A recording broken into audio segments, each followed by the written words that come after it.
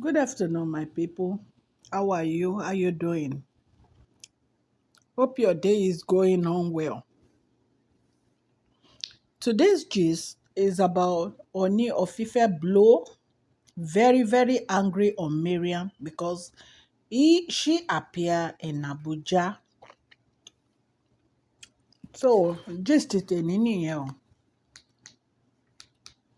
Wọ́n ní kábíyèsí, wọ́n nínú bí kábíyèsí nígbà tí Mariam tó gbé yọ ní Abuja láì máa pè wọ́n láì máa sọ pé òun bọ̀ ó kàn yọ sí guest house kábíyèsí ni.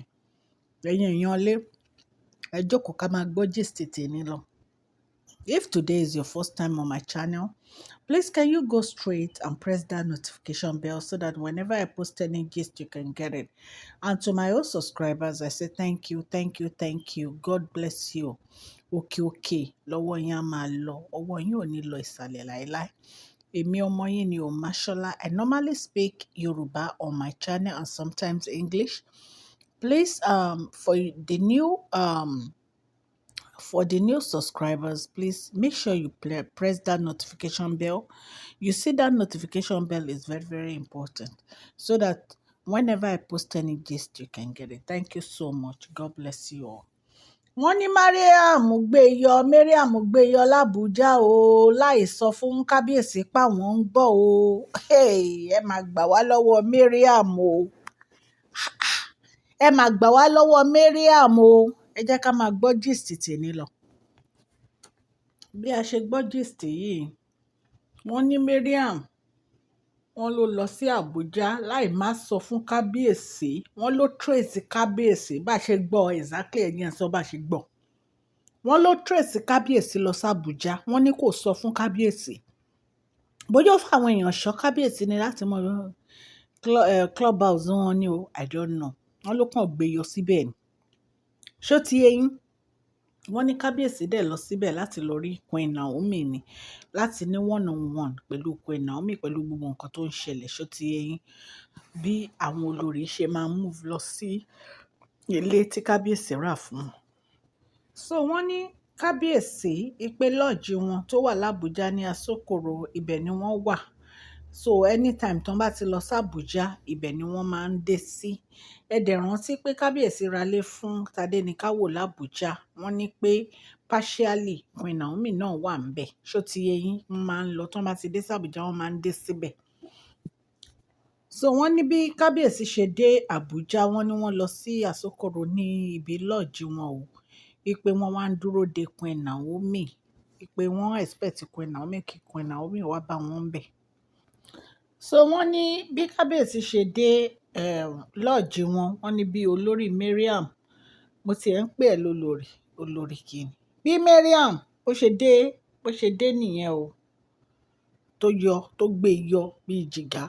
Ẹ gbà wá o. Wọ́n ní bí Mariam ṣe gbé yọ nìyẹn o. Ẹ rí pé ó lágbára. Wọ́n ránṣẹ́ sí o. Queen Naomi ní kábíyèsí ń dúró dé o. Wọ́n ní bí Mariam ṣe gbé yọ bí jìgá nìyẹn o. Ọlọ́run má jẹ́ kí rìn ẹsẹ̀. Ọlọ́run má jẹ́ kí rìn ẹsẹ̀ pa ẹ́ o Mariam àtowú jíjẹ. Ọlọ́run ṣàánú wa o. Bí a ṣe ń sọ story yìí lọ, allege ni o, nǹkan tá a gbọ́ la wá sọ fún yín o. Ẹ rántí ńgbà tí kábíyèsí àti Tóbi tán lọ sí Kaduna, tí wọ́n wá gba Kaduna lọ sékòó. Ṣé ẹ mọ̀ pé bí Mariam ṣe lọ já bá wọn lẹ́kọ̀ọ́ náà nìyẹn? Ṣó ti yé yín? Ṣé ẹ mọ̀ pé ó ti máa ń ṣe tipẹ́? Wọ́n nínú bí kábíyèsí seriously. It's getting too much. Wọ́n ní bí kábíyèsí ṣe rí báyìí, wọ́n nínú bí kábíyèsí ní kí ló ń wá, ta ló ránṣẹ́ sí ẹ, kí ló wá ṣe níbí. Ó dẹ̀ mọ̀ pé nítorí Naomi làwọn fi wá sí Abuja, kí ló ń wá kiri. Wọ́n ní bó ṣe lanu ẹ̀ yamayama yìí tó bẹ̀rẹ̀ sí sọ̀rọ̀, wọ́n ní kò sí nǹkan tí ò sọ sí kábíyèsí tán. Ló ní kí ni kábíyèsí mí ní pé kí ni kábíyèsí fi òpó jẹ́. Mariam odindi ọba aládé ló ń sọ̀rọ̀ sí anyhow. Ipe kí ni kábíyèsí rẹ̀ pọ́n jẹ́. Ipe wọ́n á máa ní pé kí Queen Naomi wọ́n á máa pàdé àwọn l'Abuja. Ipa wọn ni wọ́n jẹ́ kí Queen Naomi wá palace. Nítorí pé wọ́n ń tolerate gbogbo rubbish tí Queen Naomi ń ṣe. wọ́n ní kò sí nǹkan tí Mariam ò sọ tán o. Èyí serious o.